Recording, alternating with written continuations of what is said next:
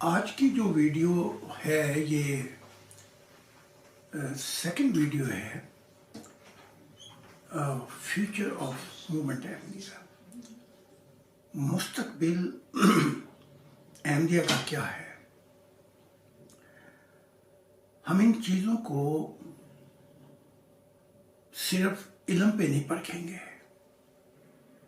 بلکہ روحانیت پہ پرکھیں گے. میں پھر ایک دفعہ گواہی دیتا ہوں کہ جو کلام میں بیان کرتا ہوں اس میں خدا کی ہاں ہوتی ہے، اس میں عالم بالا کی جنت ہے، ان کی ہاں ہوتی ہے، اور جبرائیل جیسے 12 کروڑ فرشتوں کی ہاں ہوتی ہے. تو میں اپنے نفس سے یہ بیان نہیں کرتا. تو میں خدا سے دعا گو ہوں کہ آپ کو، جماعت احمدیہ کو، ایک سوچنے والا دل عطا کر، کیونکہ ہماری منزل خدا کی ذات ہے. اسی کے لیے سب انبیاء آئے تھے. پہلے میں کچھ بنیادی باتیں آپ کے سامنے رکھوں گا کہ مذہبی علم جو ہے اسے اگر مشاہدہ الہی اور تجربات کی کسوٹی پہ نہ دیکھا جائے تو یہ فقط علم رہ جاتا ہے. اور پھر علم جو ہے اس کا پانی ٹھہر جاتا ہے، بدبو دینے لگتا ہے. تو میں جماعت احمدیہ سے عرض یہ کروں گا کہ جو معیار انہوں نے رکھا ہے، جو ان کے بانی نے رکھا ہے یا خلیفاؤں نے رکھا ہے، کہ 40 دن آپ بھی خالی ذہن ہو کر جو کچھ میں کہہ رہا ہوں اس پر دعا کیجیے کہ اے رب، یہ شخص کہتا ہے میں نبی بھی ہوں، مسیح بھی ہوں، اور خدا نے مجھے زمانوں کا مسیح کہا ہے. اور یہ اب تجھے یہ بھی کہتا ہے کہ وہ تیرے دل کی ترجمانی کر رہے ہیں.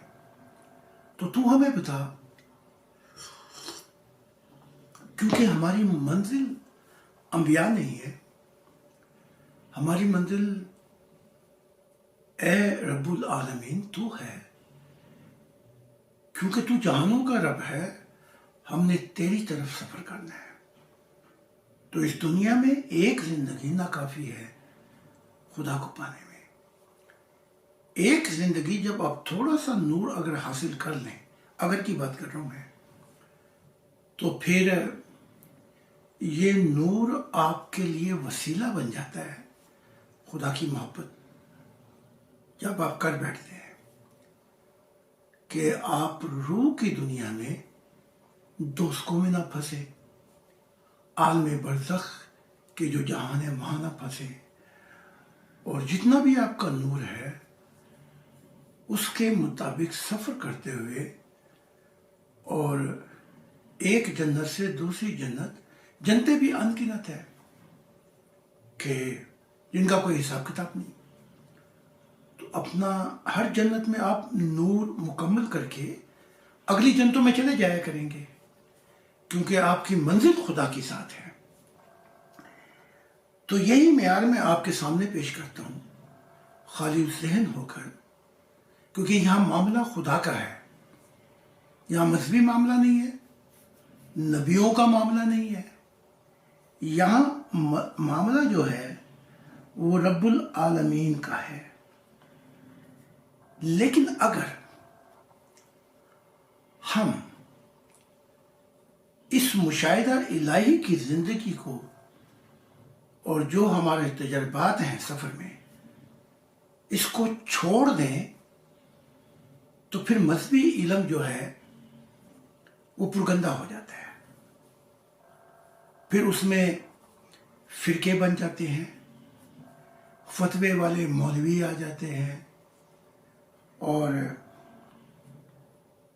اس میں پھر مختلف فرقوں کی دکانیں سجا دی جاتی ہیں، اور ایک ہی کتاب سے، کوئی بھی مذہبی کتاب ہو، چاہے وہ تورات، انجیل یا قرآن یا کوئی اور ہو، اسی کتاب سے جواز نکال لیا جاتا ہے. کوئی جنگ کا جواز نکال لیتا ہے، کوئی امن کا جواز نکال لیتا ہے، کوئی کہتا ہے زبردستی نہیں ہو سکتی، لا اکراہ فی الدین. یعنی کہ پھر جب وہ فرقے بن جاتے ہیں، ان کا تعلق خدا سے ٹوٹ جاتا ہے، تو پھر ایک ہی کتاب میں سے پڑھتے ایک ہی کتاب ہے، لیکن کیونکہ خدا نے ان کو مشاہدہ الہی نہیں دیا، تو پھر یہ بھی کیڑے بن جاتے ہیں کتابوں کے، اور پرگندہ کر دیتے ہیں پورے علم کو. پھر ان کے جو نبی ہیں ان کو بھی دکھایا جاتا ہے، جیسے داؤد نے لعنت کی بنی اسرائیل پر، عیسیٰ نے لعنت کی، پھر یہ لعنتوں کا سلسلہ شروع ہو جاتا ہے. پھر محمد صاحب نے یہودی و نصاریوں پہ لعنت کی کہ انہوں نے انبیاء کو سجدہ گاہ بنا ڈالا، ان کی قبروں کو سجدہ گاہ بنا ڈالا. مراد یہ ہے کہ ان کے ساتھ لٹک گئے، ان کی شان و شوکت کے لیے محفلیں لگنے لگی، منانے لگے، لیکن جو کتاب دی گئی تھی وہ پیچھے کر دی، کمر کے پیچھے. اب چھوٹی سی مثال دے کے ہم آگے بڑھیں گے تاکہ نئی نسل جو ہے انہیں اس سے فائدہ ہو. دیکھیں، قرآن کہتا ہے، آپ ہماری تعلیمات تو بعد میں پڑھیں گے، وہ تو بہت آگے کی ہیں. قرآن پہلے ایمان سے شروع کرتا ہے، بن دیکھے. بن دیکھے سے مراد آج کی جو نئی نسل ہے وہ اگر اس کو اظہار کرے تو اس سے مراد یہ ہوگی پازیٹیو طریقے کے ساتھ آپ داخل ہوں مذہب کی دنیا میں. اگر آپ نیگیٹو داخل ہوں گے، منفی طور پہ تنقید کریں گے، تو خالی آئیں گے خالی جائیں گے آپ. تو پھر تھوڑا سا آگے چل کے، بن دیکھے کہتا ہے قرآن، ایمان لے کے آؤ. تھوڑا سا آگے چل کے قرآن کا ایک نیا طریقہ سامنے آتا ہے، وہ یہ کہ ہم اس دنیا میں بھی پھل چکا دیتے ہیں. وہ پھل جو ہمیشہ کے لیے دیے جائیں گے معرفت الہی کے، ان کا مزہ ہم اس دنیا میں بھی چکھا دیتے ہیں. اب تو میں نے کہا کہ قرآن اب تو بالکل یاد نہیں رہا. اگر مجھے یاد ہے، وَلِلْبُشْرَى الْحَيَاةُ الدُّنْيَا وَالْآخِرَةِ، ہم خوشخبری سنا دیتے ہیں، ان کو دکھا دیتے ہیں. تو جب وہ روح کی دنیا میں پہنچ کے ان پھلوں کو چکھیں گے معرفت الہی کے، تو وہ کہیں گے یہ تو ہم چکھ چکے ہیں. پھر ایک آگے پیراہے میں لے کے آتا ہے قرآن. وہاں کہتا ہے کہ جو اللہ کے دوست ہیں، ہم سفر ہیں، انہیں نہ خوف ہے نہ غم ہے. یعنی کہ ان کو پھر اس دنیا کے گندگیوں سے خدا کی ذات کھینچتی ہے اور آسمانی بناتی ہے انہیں. یعنی پھر خدا کہتا ہے یہ میرے ہیں بندے. میں یعنی جیسے بلعام کی بات کرتا ہے کہ اسے ہم آسمان کی طرف لے جانا چاہتے تھے، وہ زمین کی طرف چلا گیا. تو زمینی جو ہے زندگی، یہ دنیائی زندگی ہے جس میں انسان خدا کو بھول جاتا ہے. تو اس موڑ پہ آ کر خدا کی ذات موڑ پہ آ کر قرآن کہتا ہے الا ان اولیاء اللہ لا خوف علیہم ولا هم یحزنون. اللہ کے جو دوست ہیں، ہم سفر ہیں، جو خدا کے ساتھ سفر کرنا چاہتے ہیں، وہی آگے نا مشاہدے والی بات. उनके लिए ना खौफ है, गम है। देखो कहां से बात शुरू हुई थी, ईमान बिन देखे से बात शुरू हुई थी। आहिस्ता आहिस्ता कहां पे हम जा रहे हैं। फिर एक और बात कह के आगे आ जाऊंगा, फिर आप आते रहें आगे, यानी कि 3 दफा के मुत्तकी बन जाए। पहला मुत्तकी, फिर दूसरा मुत्तकी, फिर तीसरा मुत्तकी, उनके लिए जो चाहे करें। इससे मुराद ये नहीं कि वो गन खाना शुरू कर देते हैं, नहीं। इससे 3 दफा के मुत्तकी जो है वो मुशाहिदा इलाही की जिंदगी में दाखिल हो जाते हैं। उनका नाता खुदा से हो जाता है, उन पर इल्हाम की बारिश होती है, उन पे वही भी होती है। अब आप ये कहेंगे कि जी वही का दरवाजा तो बंद हो गया क्योंकि अब नबूवत नहीं है। मैंने पिछली वीडियो में बताया था कि ये हिकमत का कलाम था, नबी आते रहेंगे। तो अगर आपका ये कहना है कि वही नहीं हो सकती, तो फिर आप ये देख लें कि एक शहद की मक्खी की कदर व कीमत ज्यादा है या इंसान की। पहले ये आप फैसला करें। तो जब शहद की मक्खी को वो वही करता है और कहता है कि खुदा के बनाए हुए रस्तों पे चल, थोड़ा थोड़ा चख, और जो खुदा के बनाए हुए रास्ते उस पे चल, तो इंसान को तो आप अशरफुल मखलूकात कहते हैं। ये एक अलहदा मज़मूम है कि कहाँ कहाँ वो खलीफा है और अशरफुल मखलूकात है और कहाँ लिमिटेशन आ जाती है। मैं इस मज़मून को यहीं पे छोड़ देता हूँ। अब कहने से मुराद जो है वो ये है कि जब इनके नबियों को दिखाया जाता है तुम्हारी उम्मतें बिगड़ चुकी हैं, तो वो अपनी जिंदगी में ही लानत डाल जाते हैं। सॉरी, मुझे याद आ गया, 4 पैराए में फिर कुरान बिल्कुल ही ले जाता है आसमानों की तरफ। ए नफ्स मुतमइन्ना, अपने रब की तरफ चलो। यानी कि अब सब्र शुरू हो जाता है। पहले मुशाहिदा इलाही था, अब सब्र शुरू हो गया खुदा के साथ। अपने रब की तरफ चल, तूने उसे राजी किया, अब खुदा तुझसे राजी हो गया। एक संगम पे मिले, यानी मोहब्बत के अंदर हारमोनी आ गई, राजिया तुम मर्जी। फिर कहा गया कि इन लोगों से मिल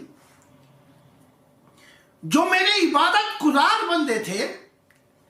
यानी इबादत जो है ये मुकामात है, यानी कि कोई सदियां गुजर गई तेरे सजदे से क्या हुआ, कोई कर ऐसा सजदा तेरी दुनिया बदल जाए।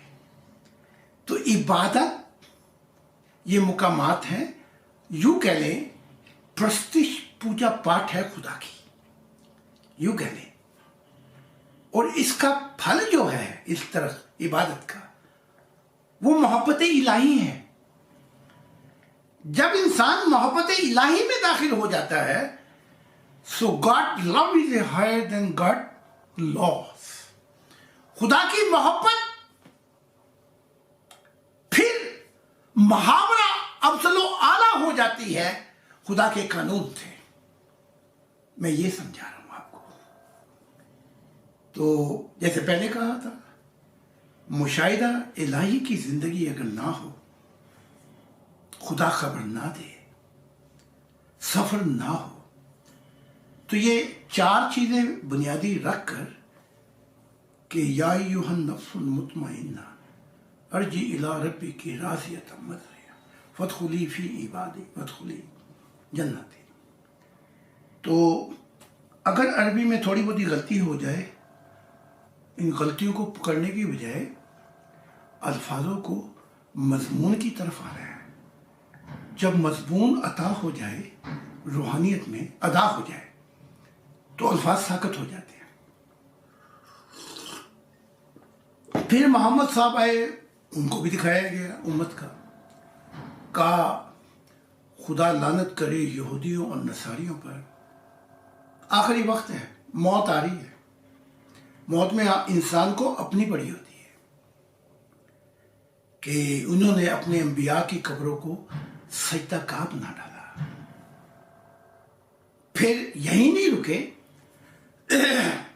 پھر جب دیکھا کہ یہ قرآن پڑھتے ہیں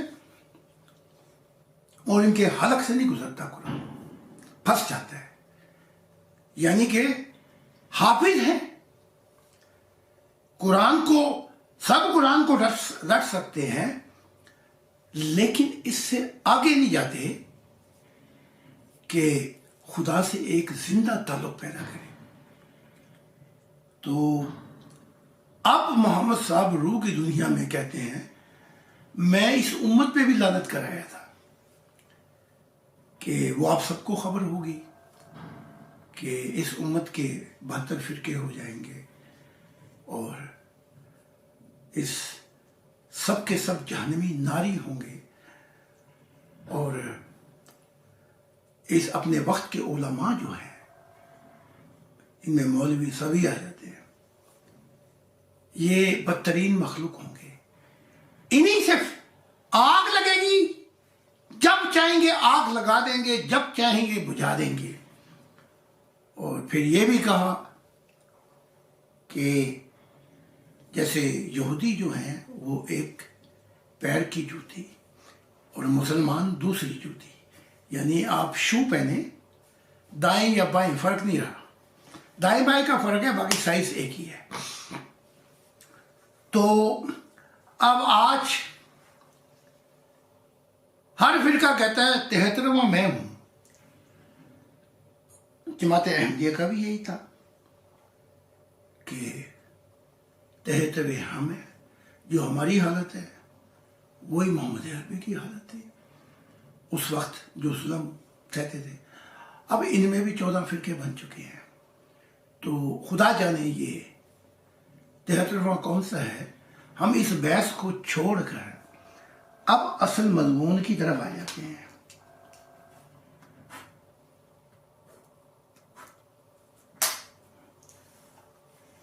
غلام احمد قادیان اور جو پہلے خلیفہ ہیں نور الدین، انہوں نے مجھے بہت سی باتیں بتائیں جو ذاتی بھی ہیں، جن کا پردہ رکھنا بھی بہت ضروری ہے. اور اگر کثرت سے احمدیت آئی اور پوچھا وہ باتیں بھی بتا دیں آپ. تو غلام احمد قادیان نے فرمایا کہ آپ پھر ان باتوں کو کھول سکتے ہیں، لیکن فی الحال اتنا بتا دینا کافی ہے کہ جو یہ پہلے خلیفہ ہیں ان میں اور غلام احمد قادیان کے بہت سے راز چھپے ہوئے ہیں، اور مجھے تو خدا نے دکھا دیا ہے. تو ان میں سے ایک بات یہ بھی ہے کہ جو نور الدین تھے، غالباً اگر میں نام صحیح لے رہا ہوں، پہلے خلیفہ، وہ نہیں چاہتے تھے اور انہوں نے علیحدگی میں اظہار بھی کیا کہ میرے بعد خلیفہ خاندانی نہیں ہونا چاہیے، موروثی نہیں ہونا چاہیے. غلام احمد کا اصرار یہ تھا کہ اگر محمود چھوٹے نہ ہوتے بیٹے تو وہ چاہتے تھے پہلے خلیفہ محمود ہی بنے. تو یہ وعدہ وچن لیا نور الدین سے ذاتی طور پر، جب محمود بڑا ہو جائے گا تو یہ تم سے وعدہ لیتا ہوں کہ محمود کو خلیفہ بنانا. اور نور الدین اس بات پہ تیار نہیں تھے. ہوا یہ کہ وہ تیار کیوں نہیں تھے، اس میں کئی اور بھی راز ہیں جو میں یہ راگ چھیڑنا نہیں چاہتا اس وقت. تو جب بات آگے بڑھے گی تو جیسا غلام احمد قادیان جو اللہ کے نبی ہیں، انہوں نے اجازت تو دے رکھی ہے مجھے. پھر ہوا یہ کہ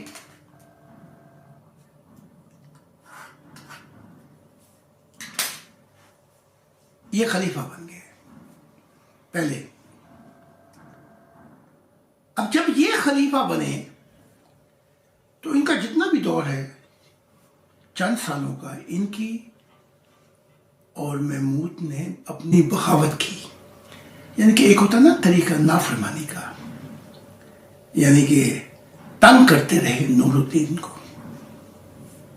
بلکہ نور الدین کہتے ہیں کہ ایک موڑ پہ آ کے میں سخت نالا ہو گیا تھا، یعنی ناراض ہو گیا تھا، اور میں چاہتا تھا کہ یہ وہ جو وعدہ دے بیٹھا ہوں میں، یہ خلیفہ نہ بنے محمود. اب میں آپ کو اندر کی باتیں بتا رہا ہوں، اور میں پہلے ہی کہہ چکا ہوں کہ نہ مجھے کسی کو نظر سے گرانا ہے، نہ مجھے کسی کو دل سے بھلانا ہے یا ذلیل کرنا ہے. یہ نئی نسل کو یہ باتیں اس لیے بتا رہا ہوں، تھوڑی سی اگر اندر کے راز بتاؤں تو پھر پتہ نہیں کہاں پہ جا کے یہ گاڑی رکے گی، وہ سارا ہی پنڈورا کھل جائے گا پھر. تو کوشش وہ ہے کہ دل اور دماغ خدا سے ملنے کے بعد ایسی باتوں پہ راضی نہیں ہوتا کہ کسی کو پرکھا جائے، کیونکہ جس ترازو میں آپ کسی کو پرکھیں گے، تولیں گے، اسی ترازو میں آپ کو تولا جائے گا. یہ قانون ہے عالم ارواح کا، آپ کو بھی وہیں پرکھا جائے گا. تو مجھے اس سے کوئی غرض نہیں کہ میں اندر کے معاملات بیان کروں اور ڈس یونٹی آ جائے جماعت احمدیہ میں. کیونکہ اگر یہی مشن میں لے کے آگے چلوں تو پھر یہ ہوگا کہ جیسے آپ کوئلے کی کان میں، کوئلے کی جو کان ہوتی ہے اس میں جائیں تو اپنا منہ بھی کالا کرا کے آئیں گے. تو اس کے لیے غلام ہیں جو اپنا منہ بھی کالا کر رہے ہیں، اور ان کا مشن سوائے جماعت احمدیہ میں کیڑے نکالنا اور خلافت کو ذلیل کرنے کے علاوہ کچھ بھی نہیں ہے. یہ میرا مضمون نہیں ہے، خدا جانتا ہے. کیونکہ میرا جو سفر ہے وہ یہ ہے کہ یہاں سے نکال کر ہم خدا کی طرف سفر کریں. تو پھر نور الدین اور نلا ہو گئے تھے محمود، جو ہمارے دوسرے جماعت احمدیہ کے خلیفہ ہیں، محمود صاحب. بہرحال انہوں نے اپنا وعدہ پورا کیا، لیکن روح کی دنیا میں پہنچ کر وہ آگے چلے گئے. اور جماعت جو ہے، آگے جماعت تھوڑی جاتی ہے. آگے تو انسان کے کوئی ذات تھوڑی جاتی ہے. یہ تھوڑی جاتا ہے کہ یہ ملک کا پریزیڈنٹ ہے. آگے تو پھر وہ اخلاص، وہ محبت الہی، یہ چیزیں جاتی ہیں. تو وہ آگے چلے گئے تو جماعت احمدیہ سے پھر تعلق ہی نہیں رہا. اور لباس تو آپ کا سفید ہے، نور، کچھ اس میں دھواں آ گیا. لیکن بہرحال آگے چلے گئے، اب آگے کا سفر کر رہے ہیں، اور نور الدین نے مجھ سے کہا، یہ جو آپ کے خلیفہ ہیں، کہ آپ اللہ کے رسول ہیں، مسیح زمانہ ہے۔ حقیقت یہ ہے کہ میرے دل میں خلافت کی کوئی بھی تمنا اور حسرت نہیں تھی۔ میں نے جو کچھ بھی کیا وہ اپنے خالق اور اپنے خدا کو پانے کے لیے کیا، کوئی لالچ نہیں تھا مجھے، اور میں نے پوری اطاعت اور فرما برداری سے جو کچھ بھی ہمارے راز تھے راز ہی رکھے، جو کچھ کہا غلام احمد قادیان نے میں نے وہی کیا۔ اور اگر میرے ہوتے ہوئے اگر وہ قرآن بدل دیتے اور کوئی اور کتاب لے آتے تو قرآن ہمارے لیے ختم ہو گیا تھا یہاں تک۔ اور پھر نور الدین نے، پہلے خلیفہ نے اور مرزا غلام احمد قادیان نے میرے سامنے ہی بہت سی باتیں بیان کی، جو غلام احمد قادیان جو اللہ کے نبی ہیں مجھے یہ اجازت دے رکھی ہے کہ اگر کثرت کے ساتھ آمدی آئے اور خدا کے مشن کی طرف، نیا آسمان اور نئی زمین، تو آپ مہربانی کر کے وقت کے ساتھ ساتھ ان رازوں کو کھول سکتے ہیں، کیونکہ یہاں خدا کیا معاملہ ہے، جو جماعت احمدیہ خدا کی طرف آئے گی میں بھی آگے جاتا رہوں گا، مجھے بھی اور نور ملے گا۔ تو وہاں ذاتی معاملات نہیں رہ جاتے روح کی دنیا میں، وہاں معاملہ رہ جاتا ہے جس کے پاس جتنا نور ہوگا، جتنی عنایات ہوگی، وہ آگے آگے سفر کرتا رہے گا۔ تو اسی بنا پر آپ نے بیعت کی اور کہا میں آپ کے ساتھ اس عہد کے ساتھ کہ اب خدا کا زمانہ شروع ہو جائے گا۔ تو نور الدین کہتے ہیں کہ جو پہلے خلیفہ ہیں، اتنی باتیں ہو چکی تھی میرے اور محمود کے درمیان کہ میں اسے خلیفہ نہ بناتا اور مروسی خلافت میں نہ آنے دیتا، بلکہ کسی اور کو لے کے آتا تاکہ یہ خلافت گھر کی بانڈی نہ بن جائے۔ لیکن میں وعدہ دے بیٹھا تھا، اور وعدہ تو میں نے پورا کیا، لیکن میں خوش نہیں تھا۔ پھر آپ نے بتایا کہ جو مجھ پہ جب میری وفات کا وقت آیا تو میں بہت پریشان بھی تھا، اور بیماری کی حالت میں مجھے پتا تھا کہ کون سے فتنے شروع ہو جائیں گے۔ تو اب ہم آتے ہیں اپنا دوسرے خلیفہ محمود صاحب کی طرف، اور جو غلام احمد قادیان کے بیٹے بھی ہیں، کہہ سکتے ہیں آپ بیٹے ہیں، لیکن وہی ایک بات آ جاتی ہے کہ دور کے ڈھول سہانے، جب نزدیک آئے نا کوئی چیز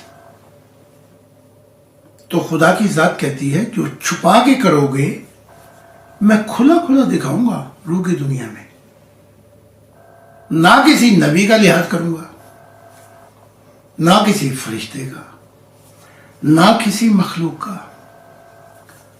اور روح کی دنیا میں ارواح ننگی ہو جاتی ہیں، سب کچھ چھاپ لگتی ہے ان کے چہرے پہ، ان کا عقیدہ، ان کا تعصب، ان کی خود غرضی، جو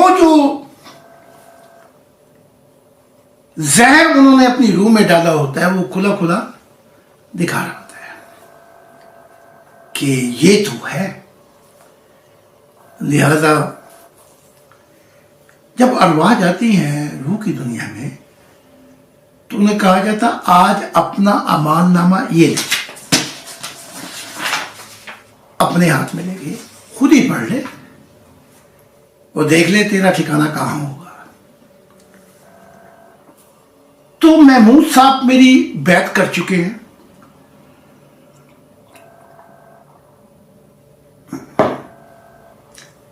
اور محمود جو خلیفہ دوم ہے، نمبر 2 خلیفہ ہیں، جو کچھ انہوں نے کیا میں مختصر بیان کروں گا، تفصیلات میں نہیں جاؤں گا.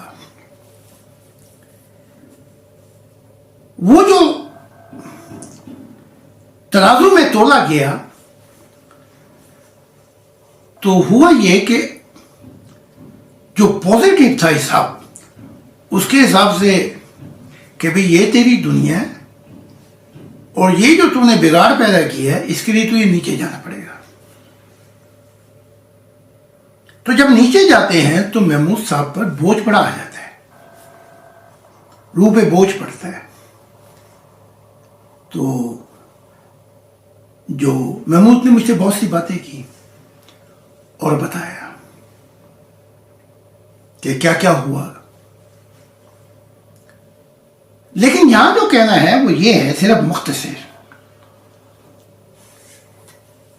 کہ محمود بنیاد رکھتے ہیں خلافت کو اس طریقے سے استعمال کہ اسے موروثی خاندانی خلافت بنا دیا جائے. بہت کچھ تبدیل بھی کیا، اس تفصیلات میں نہیں جاؤں گا. اور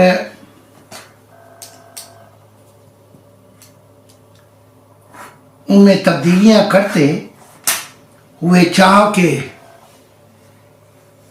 اب یہ خاندان کے سرکل میں ہے. اس کو آپ یوں کہہ لیں جیسے کیتھولک سسٹم تھا، جنہوں نے پھر خاندانی اجارہ داری، یعنی کہ بس یہی کیتھولک فیصلے کر سکتے ہیں.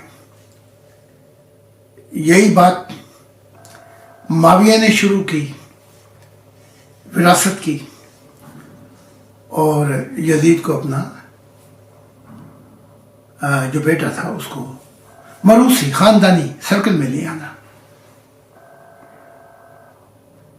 تو محمود صاحب پر جب نیچے جاتے ہیں، اب یہ فیصلہ یہ ہوتا ہے کہ اوپر کتنا رہنا ہے، جو اچھی پازیٹیو جگہ جس میں اچھے اعمال کیے، اور نیچے کتنا عرصہ رہنا ہے.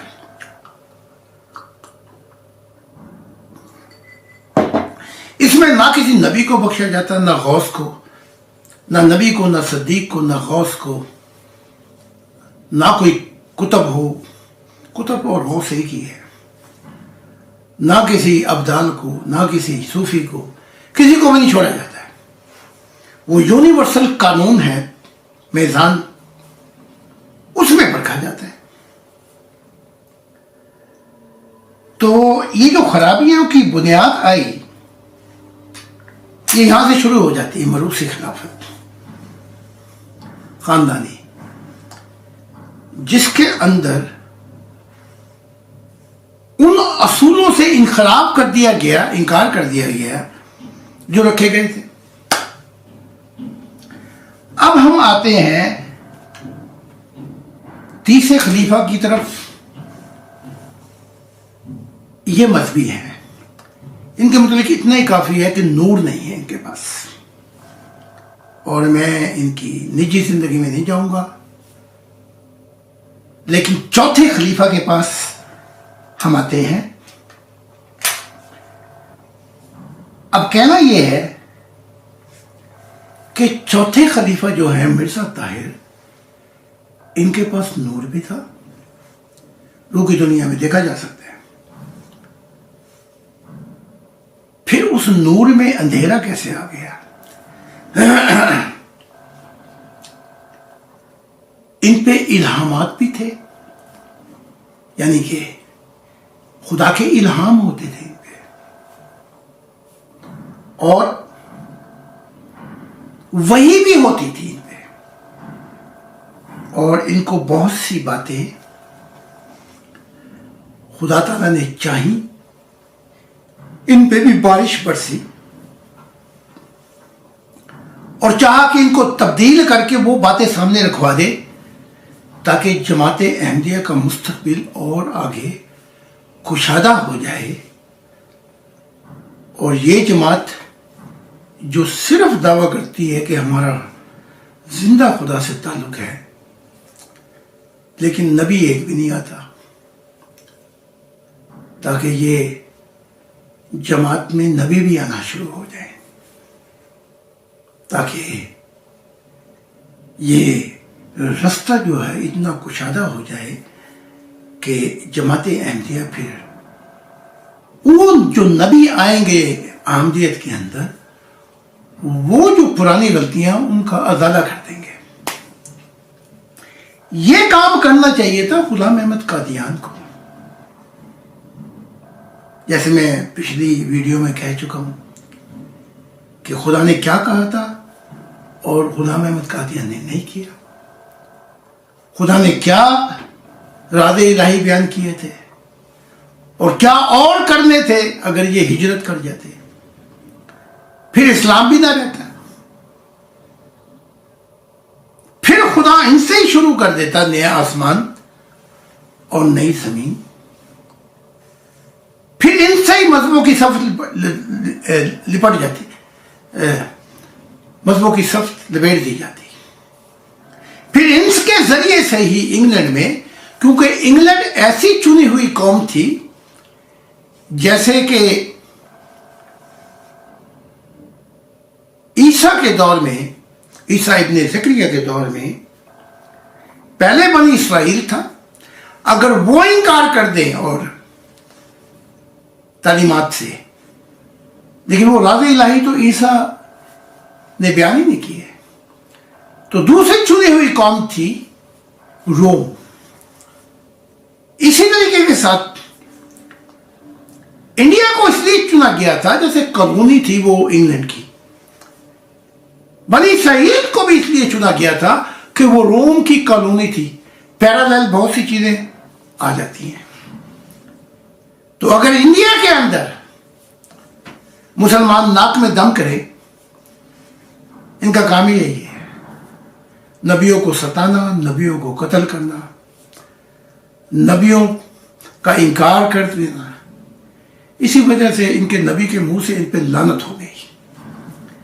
تو پھر یہ تھا کہ ہجرت کر جا، اور وہ ہجرت انگلینڈ کی طرف تھی، پھر وہاں سے ایک نئی تعلیمات کا آغاز ہو جاتا جو اب میں دے رہا ہوں، جو میں بتا رہا ہوں۔ تو اگر میں آتا بھی بعد میں تو خدا کے معرفت راز الہی کے خزانے کوئی خشک تھوڑی ہو گئے، وہ تو پھر ابتدا ہو جاتی۔ پھر غلام احمد قادیان جو تھے وہ نیا آسمان اور نئی زمین کی تعلیمات دی جاتی جو اب مجھے دی گئی ہیں، اور پھر وہ انگلینڈ سے وہ تعلیمات پھیلتی یورپ کی طرف۔